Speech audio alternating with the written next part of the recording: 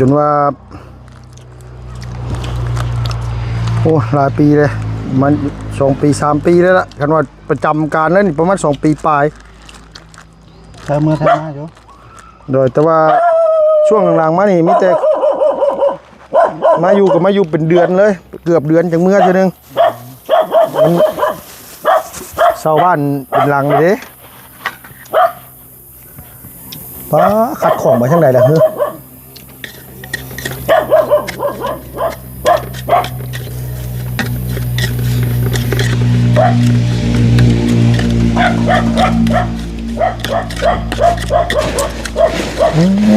เดี๋ยวเปรี้ยหอมขนาดเลย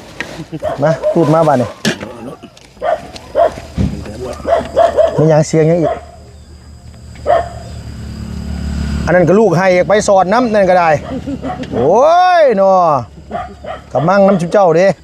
แต่มันเวลาให้ไปไปเลย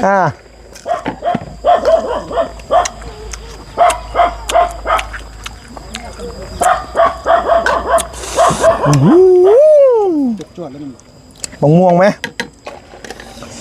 มันคือสมทรงนี่วะเนาะ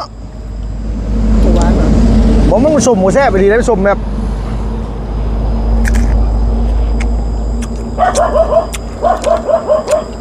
ซบออกนุ่มๆนั่นเลยแมนอมน้ำก็คือแบบโดยแมนสมกี่ไร่ภาษาบ้านเฮากับโอ้ย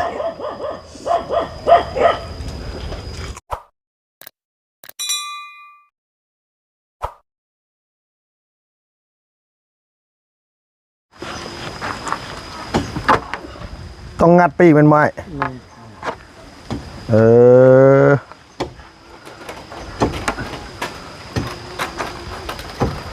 mày cay cay là cho mày thằng Tư rồi rau mày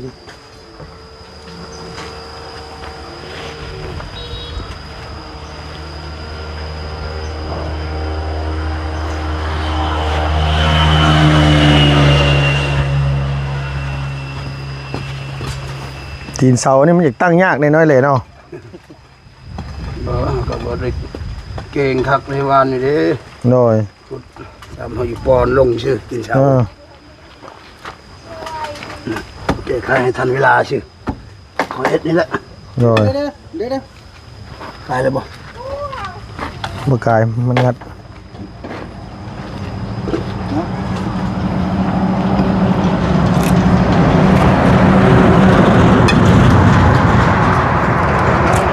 โอเคได้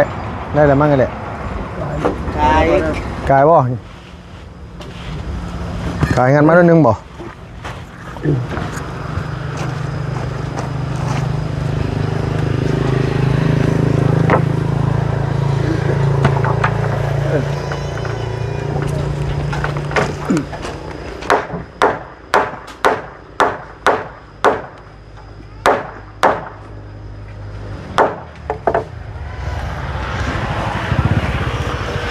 อันนี้เพื่อนอย่างมันข้อ2มันบ่อย่างนี้ฮะข้อ2มันว่า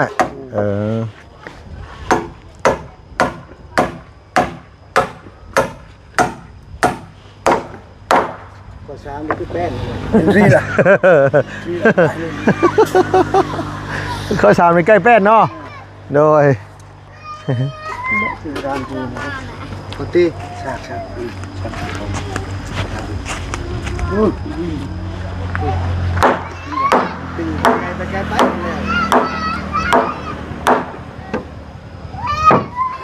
นู่นครับ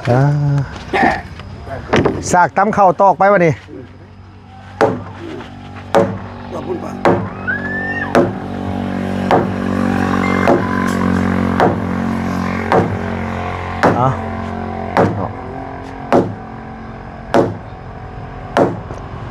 โอ้ห่อนเถอะพี่น้องเอ้ยโอ้เอาก่อนพักผ่อนประหยัดแหละพักผ่อนเนาะสวัสดีเด้อพี่น้องเด้อทางไอ้สร้างเพิ่นหลังสิกินข้าวเป็นไว้แหละกินข้าวก่อนโดยสวัสดีอีกรอบนึงเด้อสวัสดีป้าตัวใช้ลูกหลานมาทั้งไหนเลยมันแม่จะดีใส่ลูก กมักทาน น้ำเย็นบ่มีให้สร้างหม้อนั่นน่ะไปบอกเด็กน้อยไปซื้อน้ำไปไปซื้อน้ำไปเดี๋ยวสิเอาเงินให้ไปซื้อน้ำมันมาให้สร้างแน่เฮ็ดฮ้อนบัดมีน้ำเย็นมากินนี่ได้เฮ้ยเป็นลมแลดกับพอแห้งได้น้อยแหละเนาะ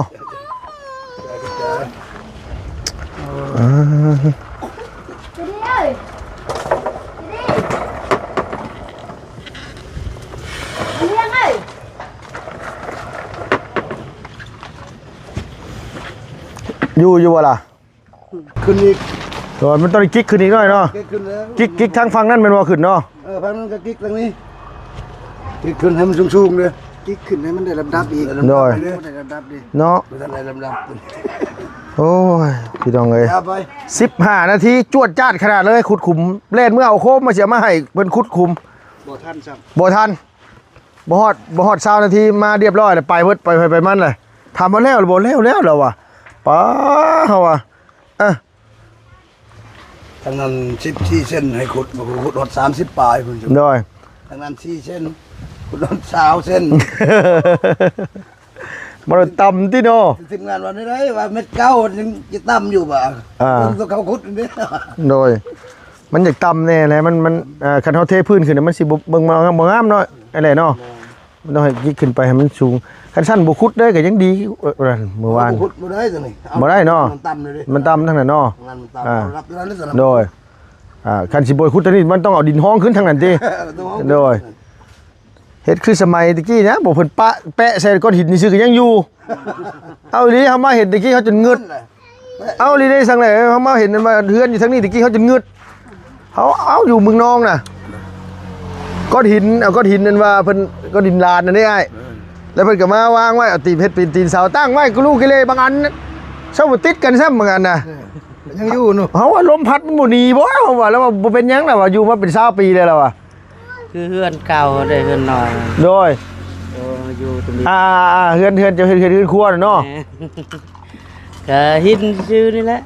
ป้าไว้ซื้อเนาะอัน แม่ พอบุญนาเนาะ แม่ ป้าไว้ซื้อหั่นแต่ว่าหันบ่ปิ้วเนาะ แม่ เขาก็ยังงึดเฮาว่าเอ้าเพิ่นมีกระถาบ่อยู่ทางนี้เฮายังว่าอีหลีแท้ๆได้ป้าไว้ซื้อได้ป้าไว้ มีกระทายังก็เคยอยู่นั่น เคยกับมันคือลมคือหยังมาสิมันเป็นไตหอบหนีแท้บ่ว่าอยู่บ้านเฮาเถียงหน้าซื้อก็ปิ้ว นี่ลงมาธรรมดา แม่นน้อยเลยเนาะเพราะว่าภูเขาเนาะ ผู้ลาย มันภูหลายเนาะ เห็นบ่ โดยยันแม่นอยู่ดอก มาแต่คนมันก็เจิดขึ้นไป โดย เห็นบ่มัน โดย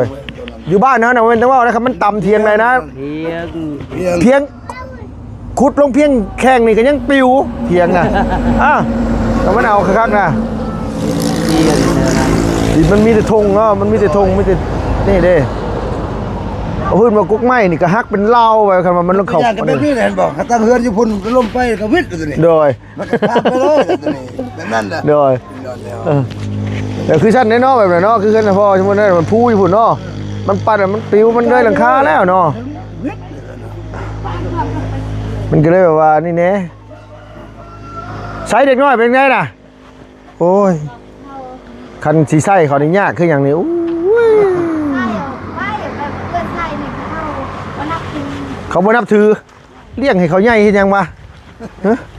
คือโพดแทะลูกหลานนี่อันนี้มาแล้วมาลูกหลานเดี๋ยวเอ้ยไปซื้อนี่ไปลูกไปเอ็มน้อยเด้อ4 ขวดเด้อเอาสบายดีเนี่ยลูกละหน้าไปถึงยังหน่อย มันแดด โอ้เอาจ้าหูยนอนหาตื่นง่ายเอ้ย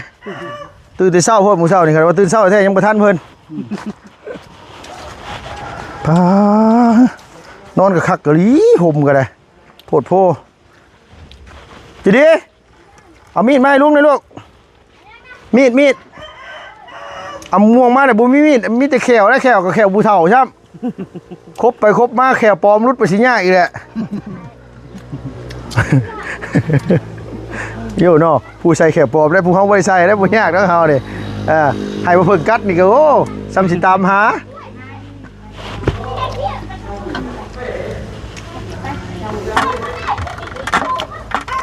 โอ้ยว่าอย่างนี้ดังเท่เด้ผ่าอยู่ไสเห็นบ่ได้มาเด้อพี่น้องเด้อกินข้าวเด้อ มาแล่นไว้มันฮ้อนแดดเด็กน้อยสำเจ้ากำลังหันกำลังแห้งเลยสำเจ้านะบ้าวในซับนี่ตะกี้นี่โอ้ยไปบืนขี้ซีมันสิธรรมดาบ่เพื่อสิได้โลนึงแต่ทั้งนี้บ่มีรถขี้ซีน้อยเนาะ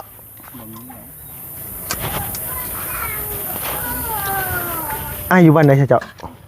ดงน้อย ดงน้อยหัวค่ ดงน้อยนี่นะดงน้อย บ่น้อยอันแวเป็นไทย ำอ๋อเรียกว่าดงน้อยหัวค่ำหุ่นนะ ลายดงน้อย โดยแต่เจ้าว่าคือคนลาวลุมเนาะเสียงเจ้าทำเนียงไง เราลุ่มผู้ไทยเด้ กูไทยป่ะ ได้ไป นี่ นี่แหละ โดยคันสำเนียงทั้งนี้นี่มันต่างแล้วดอกคือเขาคือนี่เนาะคือบ้านกระลับนี่ก็คือกันเนาะเนาะบ้านกระลับนี่ก็ผู้ไทยบ้านอย่างบ้านเฟืองบ้านอันนี้กับผู้ไทยแต่ผู้ไทยทั้งนี้บุคือผู้ไทยอัศพรเนาะผู้ไทยอัศพรแบบแนวนึงนั่นน่ะเลยผู้ไทยโฮสนั่นน่ะเอาโฮสดีได้เลยกระเจ้าเมื่อคืนไปกินเหล้าบ้านกระเจ้านี่แก้วอันที่เฮานั่นกินน้ำนี่กระเจ้าลิ้นกับอีเขากินน้ำกระเจ้าพอด3 อมเขาเห็ดเขาเห็ดปีนท้องเขากินเก่งนี่เลยกินเหล้ากินอย่างนี้ป๊โดยผู้ไทยทั้งอัศพรยอมเขายอมกระเจ้ากินเหล้านี่เฮานี่3 เทื่อกินยังบ่เบิดเขาบาทเดียวเขาเห็ดน่ะโอ้ยล้มงัวมานี่เขาเฮ็ด ขันงานแต่งนี่ตัวหนึ่งนี่เบิดค่างานเลย ขาหนึ่งอ่ะ โอ้ยบอกว่าขาเครื่องโตเขาเห็นกระเจ้ากินนะป๊ดโหดขนาดเลย ขาโค้งเลย โดยเลือดมันนี่กระเจ้าใส่กระซ้ำเนี่ยเอามาพริกข้าวคั่วเอายังผสมลงไปพวกหอมพวกยังนั่นลงไปให้มันเป็นก้ามมาเนี่ยกระเจ้าใส่กันแต่ทั้งนี้ก็เห็นกระเจ้ากินอยู่แต่หันบุกินโมโหดสำทั้งนั้นกระเจ้ากินโหดกันยอมรับอยู่แต่ว่าหันแบบว่ากระเจ้ามักม่วนนะกินใส่กันกับป้าโธ่เบียร์นี่เขาว่างานแต่งนี่เบิดอยู่100 แก๊ส มักม่วนเนาะ มักม่วนนี้ทั้งนั้นเนาะแต่ทั้งนี้กับม่วนมักม่วนอยู่ทั้งนี้ก็ได้ เจ้งคือกันได้งานไหนกัน นี่มื้อนี้ก็นี่บ้านสกีมื้อนี้งานแต่งนี่บ้านสกีนี่เขาชวนไปอยู่หั่นแต่ว่าหั่นน้องบ่ได้ไปเพราะว่าบืนค่าเวียกเด้นี่อยู่มาอยู่พี่ลายกับซ้ำบ้านเองเด้อบาดที่นี่ซ้ำก็แน่เลย แมนอยู่แล้วอยู่ใส่กับม่วน มวนเบิดอยู่ใส่ก็ได้อยู่ใส่ก็คักเบิดคันเฮาไปบ่ผิดภัยมันบ่ยากเนาะไปแล้วอยู่ใส่เฮาก็ม่วน ไปทางใดก็สร้างมิตรมีแต่ โดยบ้านสกีก็ติแต่เขาเจ้าบ่เห็นห้องใส่เซลเคยเล่นเคยกินน้ำกันเด้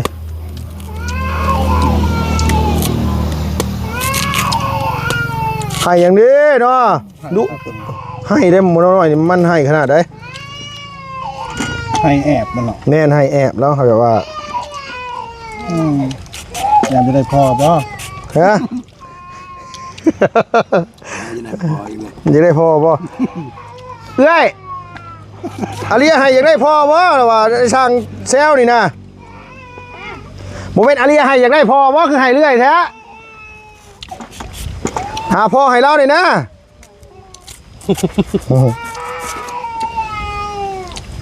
แล้วมักแอบแล้ว คือว่าแล้วดึงหน่อยก็ใจร้ายแต่แอบ โดยบอนิดน้อยบางคนเล็กน้อยผู้ชายกับบ่ได้ค่อยแอบไปเลยได้ อยู่หน้าปฏิบัติน้ำเขาเนี่ย โดยลูกเขาอยู่เฮือนนั่นบ่เป็นตะง้อดอกบ่ได้ยินเสียงแอวจักเทื่อพี่น้องบางคนก็สิว่าแม่นนะเจ้าบ่ได้อยู่นํเขาสิว่าเด้เนาะบ่แต่ก็เราบ่ได้ให้หรือแบบว่าบ่มักแอวหั่นน่ะ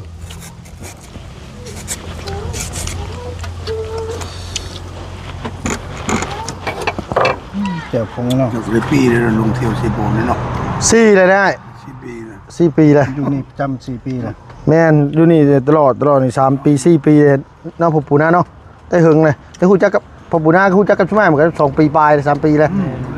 2-3 ปีแล้ว ตอนไปนำลินนั่น โดย น้ำประปาน้ำน้ำเป็นบอก แม่น มีแต่นั้น แต่หึงก่อนหน้านั้นอีกเนาะเอามาใส่เฮือนประตูอเรียเฮือนเขาอันนี้นี่เฮือนเขาสาวละน้อยทั้งนี่ใส่น้ำประปาก่อนหันอีกตั้งแต่เฮือนแม่ดำยังเป็นเฮือนเซ่อยู่น่ะไม่จะดีเอาน้ำมาให้เอาเนี่ยอันเป็นเกลือเห็นว่าเกลือมีป่ะ Về lại phải cưa vào. เอาเกลือชื่อแล้วจะโดยห่อนแท้นี่บ่แปลกหรอกลูกหลานแอวมันห่อนพวกลูกหลานก็แอวเลยเฮ้ย Bữa đây lại vườn này. ฮะ Hòn hòn đi. เนาะ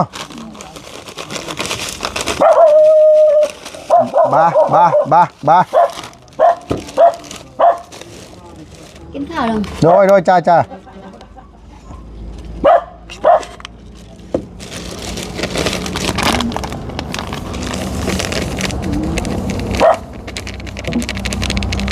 Đẹp nhỉ.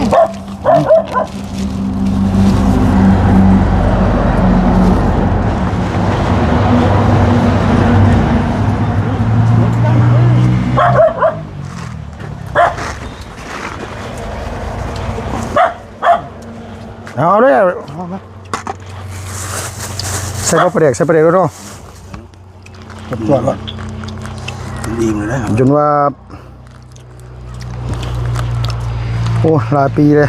มัน2 ปี 3 ปีแล้วล่ะกันว่าประจำการแล้วนี่ประมาณ2 ปีปลาย เติมมือทำมาอยู่ โดยแต่ว่าช่วงหลังๆมานี่มีแต่มาอยู่เป็นเดือนเลยเกือบเดือนจังเมื่อทีนึงมันเศร้าบ้านเป็นหลังเลยเด้ป้าขัดของมาทางไหนล่ะเฮ้ย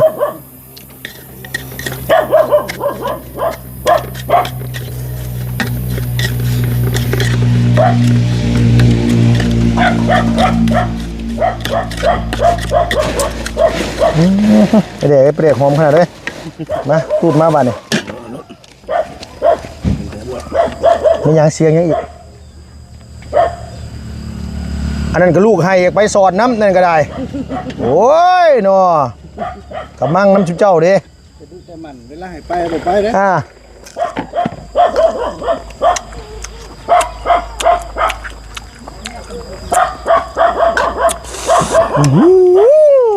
จวดแล้วมัน มะม่วงไหม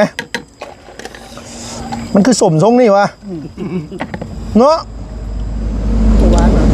บอกมันสมหมูแซ่บไปดีแล้วสมแบบ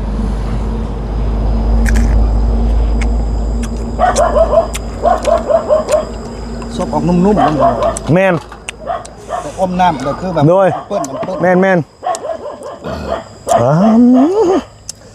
สมกี่ไรภาษาบ้านเฮากับโอ้ย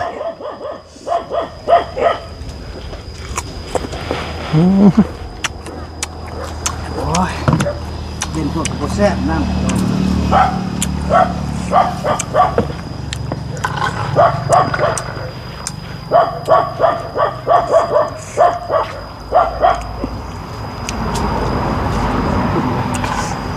เป็นผลที่ตกแล้ว โดย โอ้ยจะ อย่าพาตกเถาะ ต่อแล้วเนี่ยหมักอยู่แล้วมาเด้อพี่น้องเด้อกินส้มเด้อ มาเอาเราไปสอนนี่ใช่คือขึ้นภูพุ่นบาทนี่ สายหวยนี่เหรอวะโอ้ย อืม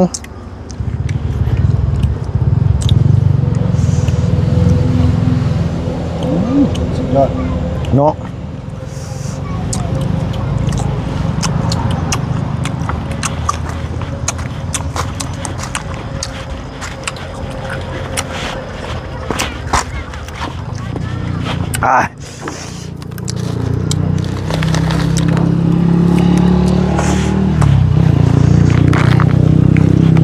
เส้นน้ำมันต้น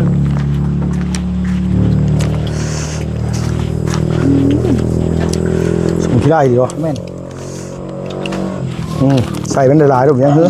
มันจะแซ่บ เนี่ย ใส่ลายแซ่บลาย ใส่หลายเสียดาย ใส่หน่อยละเข้ม ใส่หน่อยจะเค็มหมุนหัวมาพี่น้องเลยเนาะ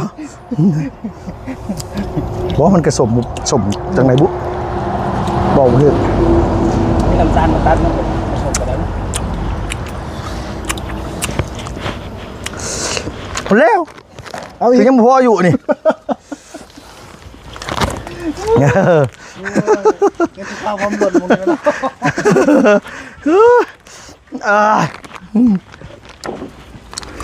มั่งเลยเฮ้ย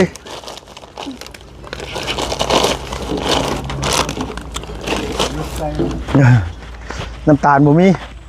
โอ้ยมันมีอีกว่าเลยเด้อพี่น้องเด้อบาทนี่เด้อฝนตกกันมาน้ำดินเขาเสาเฮือนเสากงมีกับพอแห้งอีกบาทที่นี่อื่นใช้คอดใหม่ฮะ เดี๋ยวจะปุ๊บใหม่ เออ เบื่อย่อเลยเนาะ โดย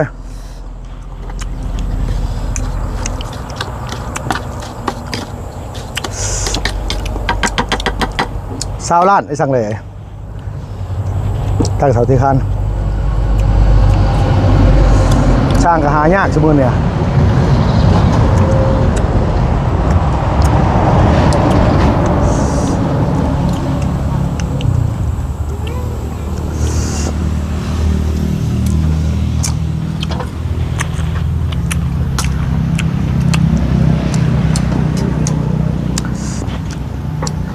ใช่เศร้าเลยโอ้ยว่ามันสมแบบนี้ว่าเพิ่นเตตูได้พี่น้องลุงถอยกันได้เฮาก็ได้ ส้มแบบ มันสมโมนัวน่ะ ส้มแบบบอมันส้มจะออกเค็ดเขียวซื่อ ๆ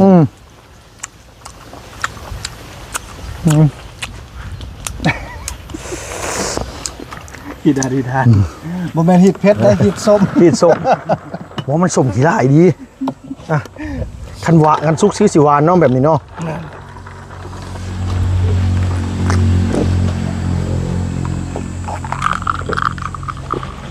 จักเพิ่นมาแต่กกได้บ่นี่กกหลังเฮือนบ่ นี่ก็ เออ อ้ายนี่แหละเป็นแม่นเอาตามนัว โพดโพลีโลคันซุกคือสิหวานคักอยู่มองแบบนี้น่ะ ถามไปกินซุปเอาซุปผมมาลองกินเอง มันบ่คือหมูม่วงใหญ่บ้านเฮาเนาะหมูม่วงใหญ่ตะกี้หมูม่วงที่ว่าอันตัวที่ว่าอันนั้นน่ะอันตัวที่มันสุกอันหอมๆมันมะม่วงสมมุติจักเป็นอีหยังพันธุ์อีหยังเป็นอีหยังมันนุ่มมันนุ่ย ก็เพราะเน่าไปน้ำแล้วก็มี อือ ไม่ต้องซุปครับ บ่ตะกี้แต่สมัยตะกี้นี่มันมีแต่แค่ 2,000 เนาะม่วงกระสอกับม่วงใหญ่หันอันม่วงอันนั้นน่ะอันสุกอันหอมๆนั่นคักกะลิม่วงนั่นน่ะกินส้มก็แซ่บ จีนน้ำขาวมาลาย โดย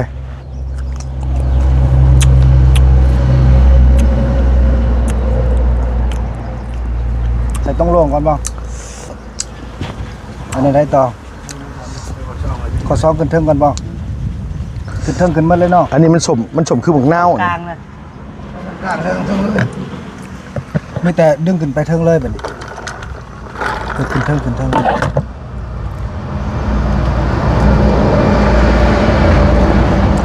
นี่ก็ขึ้นเทิงเลยเอาใหม่ขึ้นก้อนเนาะคือไปนั่งนะซองสึก กินข้าวแล้วบ่ได้เหยียดแข้งเหยียดขาได้บ่น่ะใช่เลยบ่น่ะเออนึกว่าใช่เลยอย่านะอายุหลายเลยนะอย่าห่าวกับมันน่ะนะถึกแดดหันเป็นลมแดดหันพอแห้งเฮ็ดเจ้าห่ะว่าจะตั้งโซว่ายังตั้งทรงขึ้นนะเนาะตั้งทรงขึ้นแล้วว่าคุมหลงคุมดันนะเพิ่นว่าที่ไหนได้เมาแดด ว่านี่ก็คนเหนื่อยแห้งนี่หว่าเล่งเป็นเล่งเลย เฮ็ดว่าเฮ็ดให้ว่าเจ้าปีนี่ เฮ็ดอยู่ ได้จักสอบอันพอนบ่ได้แต่ละปี ปีกายนี่ก็เช้าชอบ แต่ปีกายนี่ฝนดีปีกายเนาะ แต่ปีนี้จักแล้วปีนี้ ปีนี้ฝนก็บ่ค่อยนี่ปานใดครับไปจักเข้าปีนี้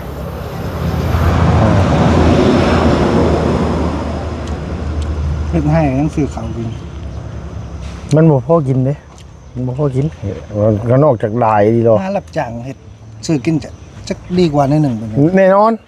ดีกว่า แน่นอน คือกันยกตัวอย่างเฮาเฮ็ดนาคือกันนานี่คือเฮาเฮ็ดแต่ละปีเนาะลงทุนปีหนึงนี่บ่ต่ำกว่า 40,000 บาท 40,000 บาทนี่มันก็สิตกเกือบ30ปลายล้านคันว่าเฮาเอาเงิน30ปลายล้านไปซื้อข้าวนะหลายๆกว่าเฮ็ดนาอีก จะก้มมา2 ปีคนนั้น โดยเพราะว่ายกตัวอย่างซะสมมุติว่าเขาขายข้าวเปลือกนี่เขาขายโลละ 5,000 เนาะสมมุติว่าเฮา5ล้านมันได้จักซอบจักบัดนี้เลยจักโลแม่นบ่ล่ะเงิน30ล้านนี่มันโล ซ้ำสิกินแน่นอนข้าวปีนี้บ่ให้เมียเฮ็ดเลยปีนี้บ่ต้องไปใกล้ขี้ตมเลยว่าปีนี้ว่าให้คนอื่นเฮ็ด ได้สิเล็บฮัก บ่แม่นว่านั่นดอกมันบ่คุ้มกับที่เฮาเฮ็ดนะลงทุนเนี่ยสมมุติว่าจ้างอันคนว่าไถ บ่คุ้ม แล้วก็จ้างคนไปว่านจ้างคนเกี่ยวจ้างคนนั่นนี่โอ้ยบ่แม่นง่ายจักหน่อยซื้อปุ๋ย ชื่อหยังอีก แม่น แห้งนาย บ่ได้สู่เฮาหาเงินอันซื้อกินเอาบ่ได้ปีนี้ให้เขาไปแล้วปีนี้6 ล้านนี่เขาเชื่อได้ว่าเดือกินเขาเอาให้เขาตั้งแต่เขาสิลงหน้าสิได้ง่ายแต่เขาซื้อเขาเขียวไว้นะแบบว่าเขาเอาเงินเข้าไปแต่เวลาหอนยามเขาเป็นหมากแต่เขาเอาเขาขึ้นเฮาสินะ โดยแต่ เขาตีราคาให้เขาโลเท่าไหร่โล5,000 ลงทุนปั่นทุนให้ก็เจ้าเฮ็ด โดย เพราะว่าเฮากิน อภัยอยากได้ก็มาเอาสินะอภัยอยากได้ก็มาเอาเดี๋ยวปีนี้สิเฮ็ดแบบนั้นดีกว่า เพราะว่าเฮาบ่ได้เอาแห้งเฮ็ดเนาะ โดยแต่ละปีนะเอาเฮ็ดนั่นเงิน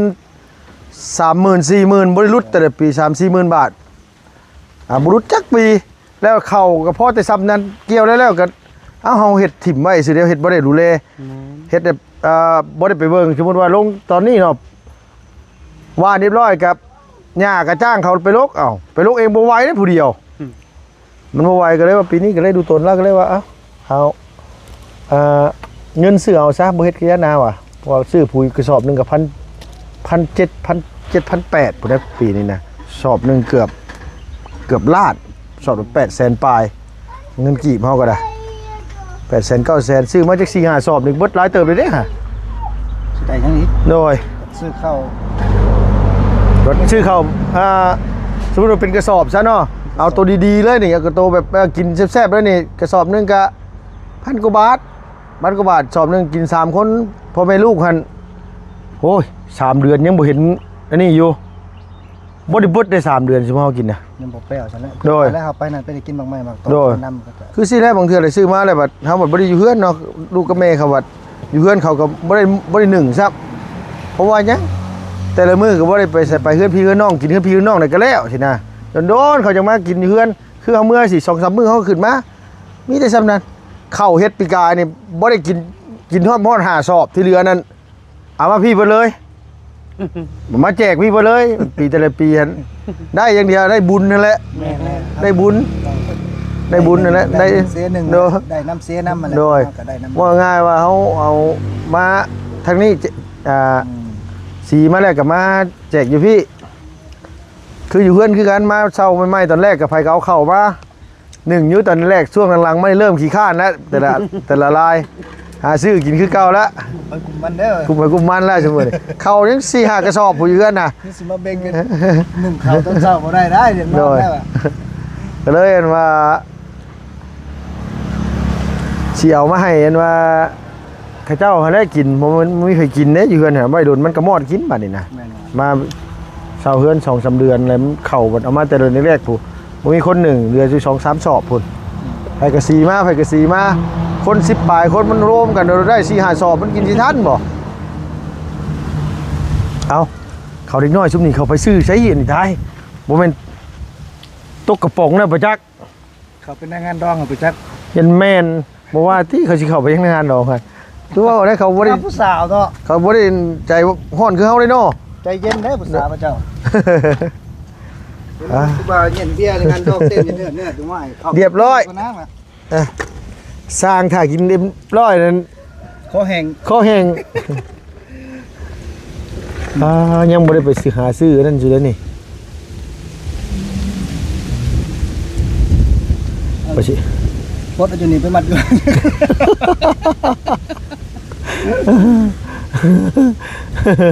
เพิ่นเอานี่ไปยังใช้หันติกระเจ้าก็สิว่าอีกแล้ว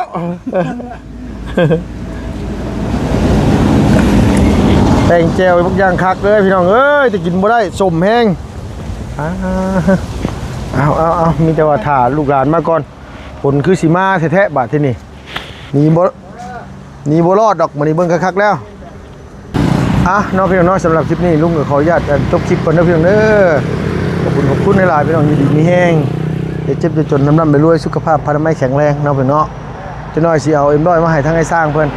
ให้เด็กน้อยให้ลูกเวลาไปซื้ออยู่ก่อนขอบคุณหลายๆพี่น้องไปแล้วพี่น้องบ๊ายบายสบายดีเด้อพี่น้องเด้อ